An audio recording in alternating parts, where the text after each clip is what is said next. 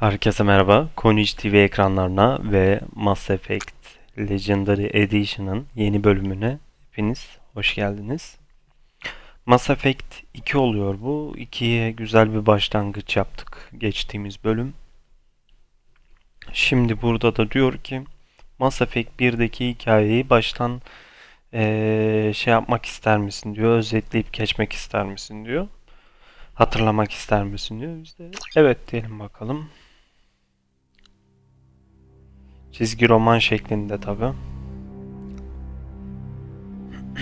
Just another routine mission. Why do they always say that before a mission? Herkese keyifli Of course it's seyirler. routine. You haven't done anything yet. It's everything that happens along the way. The choices you make, the paths you choose, that turn the routine into anything but. Of course, that's how it started. A routine mission, answering a distress call. And look where that got me. We were testing out the Normandy, Captain Anderson's new ship, when the distress call came in. An Alliance patrol on Eden Prime had been attacked. They'd seen something they couldn't explain. And whatever it was massive. I hit the ground with my lieutenant, Caden Olenko. A good kid, loyal, by the book, with a talent for biotics. We came across the lone survivor of the patrol, Gunnery Chief Ashley Williams. A soldier to the core. Tough, disciplined, ready to take on whatever came her way. Ashley joined up with us and took us to the spot where she lost her squad. That's when we saw it. The ship. Like nothing I'd ever seen. It was massive, scorching the colony and everything around it as it blasted away. We followed the path of destruction to an artifact, a beacon left by a long-dead race called the Protheans. The colony had dug it up, and whoever attacked them had tried to take it. Chief Williams made the mistake of getting too close. It hit her with some type of energy. I grabbed her and threw her out of the way. That's when it hit me. Hard. Every muscle in my body went rigid. I couldn't move, could barely breathe. Everything went black. And then I saw something. A vision. Dream. A nightmare. By the time I woke up, we were halfway to the Citadel on our way to meet the Council. I was expected to explain what I'd seen. Anderson came along. So did Adina, our political representative on the Citadel. With those two heavyweights, it seemed reasonable we could persuade the Council that the ship we'd seen was a potential threat, as was the individual behind the attacks. The main suspect for the Eden Prime massacre was a Turian Spectre named Saren. He'd been seen by one of the survivors from the colony at Eden Prime, and there was some evidence to suggest that the ship was connected to Saren. But even Adina's pointed accusations weren't enough to convince the Council. They just couldn't believe one of their chosen elite Spectres could be guilty of something like that. They needed proof, which meant I needed proof. Fortunately, I wasn't alone in my search. Garrus, another Turian, wanted to help. A top agent for Citadel Security. Despite orders from his superiors that he shouldn't get involved, he told me he was suspicious of Saren, and he had some useful leads. More importantly, he was willing to share them. That led me to Rex, the biggest, nastiest looking Krogan bounty hunter I'd ever seen. He turned out to be more than just a brute. It was his intel that led to a fugitive with incriminating evidence on Saren. The fugitive turned out to be an energetic little Quarian named Tali. A tech expert with a knack for hacking, she'd procured some information on Saren. Evidence that proved Saren was dirty. Tali's evidence proved that Saren was responsible for the massacre on Eden Prime, and that the immense warship we'd spotted was in fact Saren's flagship. But it went much further. Saren was trying to find a way to bring back a race of sentient machines from dark space. Machines allegedly responsible for cleansing the galaxy of all organic life. These Reapers were blamed for wiping out all life 50,000 years ago, including the Protheans, then disappearing back through the mass relays to dark space, leaving no trace they'd ever been. That explained why Saren was after the beacon, and it made some sense out of my visions. But not much else. We couldn't convince the Council that the Reapers were a threat, but they agreed Saren had to be stopped. They stripped him of his Spectre status and gave me the honor of becoming the first human Spectre. My first task? Bring down Saren. Anderson decided to stay behind, giving up his ship, the Normandy. He told me I would need it more than he would. He also pointed me in a direction. Liara, a Prothean expert, adept in biotics, and maybe most importantly, daughter of Benezia, Saren's top lieutenant. And like most Asari, as beautiful as she is intelligent, and born with a unique ability to meld with other species.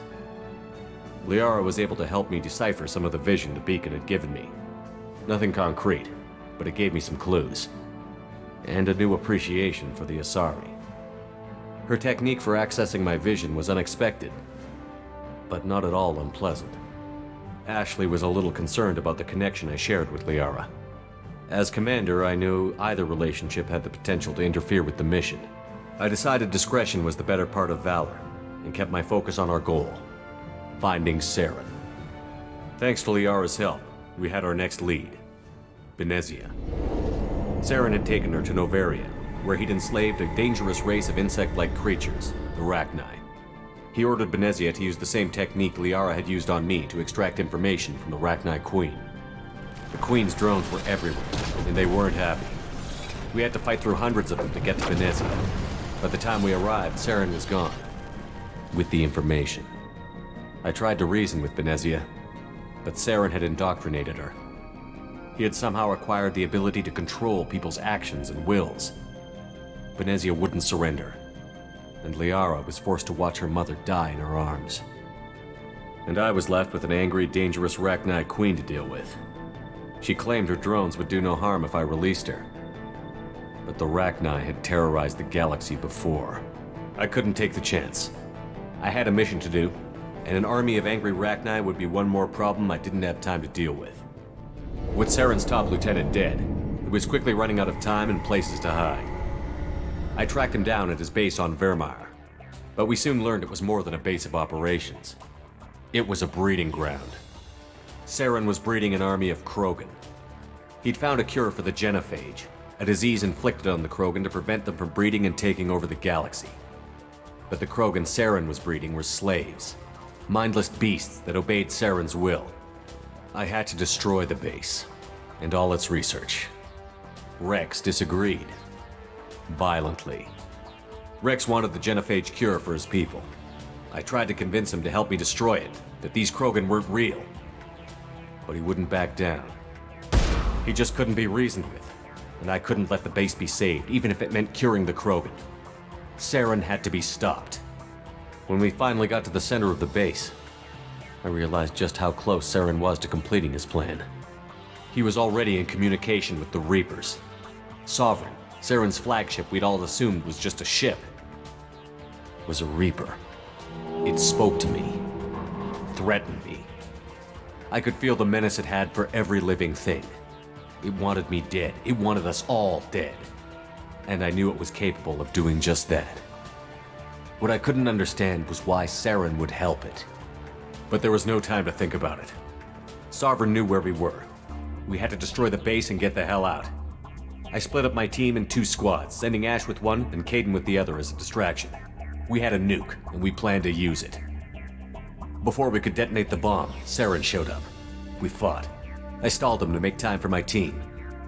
And in talking to him, I realized the truth.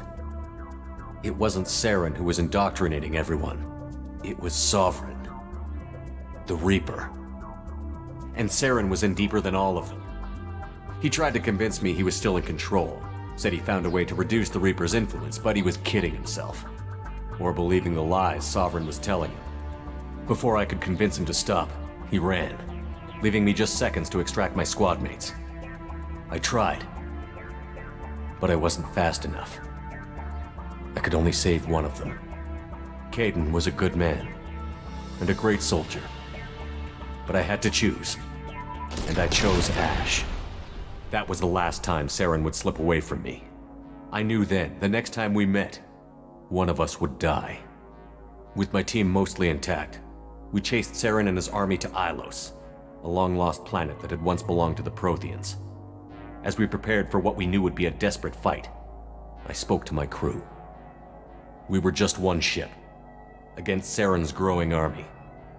I assured them all that despite the odds, we could defeat him. I'd never tell anyone, but I had my doubts. Leaving Caden behind had hardened my resolve, but revealed a soft spot in my defenses. How many more friends and allies would I be willing to sacrifice in order to stop Saren? We arrived on Ilos, close behind Saren. Once on the planet, we discovered a Prothean databank that helped me put the final pieces of my vision together. The Reapers had come 50,000 years ago, and every 50,000 years before that, each time purging the galaxy of life. The Protheans had fought and died, like every species before them. But a few survived long enough to leave a parting gift. The Protheans had discovered that the Citadel was the key to controlling the mass relays. By sabotaging the Citadel, they found a way to close the relays to dark space, slowing the Reapers' return, giving us the time we needed to find a solution to stop the Reapers once and for all. Saren knew this. He was leading his army to take control of the Citadel and re-establish the relays to dark space, bringing the waiting Reapers here to destroy us all. We followed him to the Citadel. It was intact, but heavily damaged. He had caught the Council fleets by surprise, and they were only now regrouping. And with Sovereign as his flagship, there was little hope the fleets could counterattack with enough strength to take back the Citadel. But Saren was done running, and I was done chasing him. As the Alliance and Citadel fleets battled Saren's army outside, I cornered the Turian bastard in the Citadel tower and confronted him. He died believing that the Reapers would save him. As I fought to regain control of the Citadel, the Council's flagship, the Destiny Ascension, fell under attack. Despite Saren's death, Sovereign and Saren's army continued to fight. The Council was aboard the Destiny Ascension, and they were requesting assistance. But I knew in order to help them, I would have to put our human alliance fleet in jeopardy. The Council could be replaced.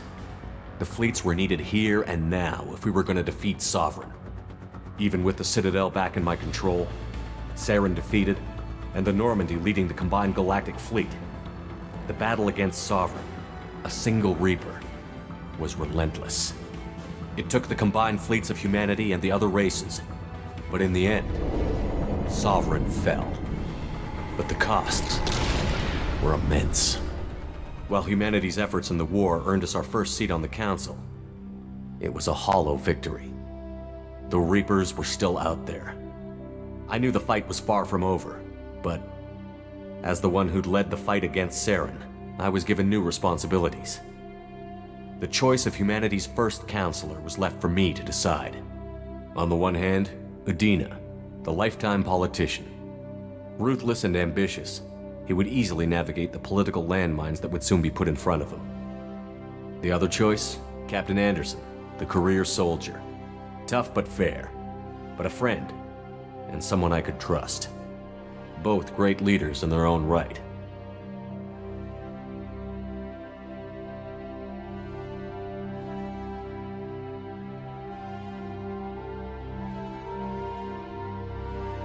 Anderson didn't want the job, which was a sure sign he'd be perfect for it.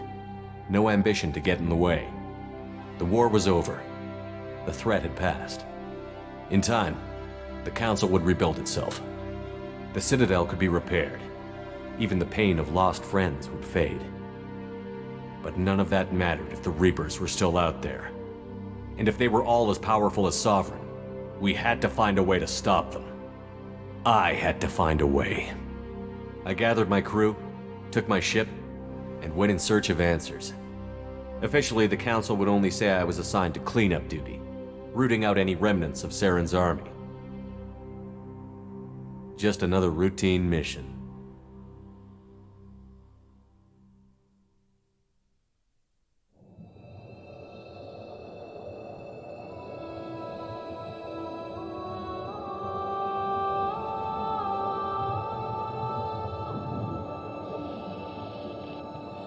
Commander Shepard has been recovered. The Lazarus Project will proceed as planned.